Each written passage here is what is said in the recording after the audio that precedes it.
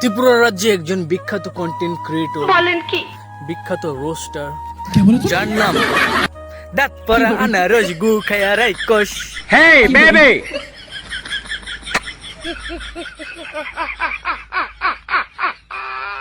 তো চন্দন ভাই, তোমার আমি একটাই কথা কইতাম চাই, তুমি যে এই যে ভাঙ্গাচুরা কয়েকটা টুটা ফুটা দাঁত হয়ে আসির আছে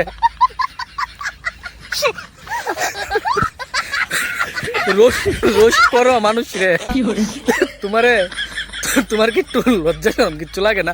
আচ্ছা, তুমি তোমার এই রোস্ট কথাটা যদি কোনোদিন যদি পিসি ওয়ার্ডটা হয়, তুমি কি এই পিসি ওয়ার্ডটা কি তুমি কইতে পারবা ক্লিয়ারলি আমরার মতন পিসি?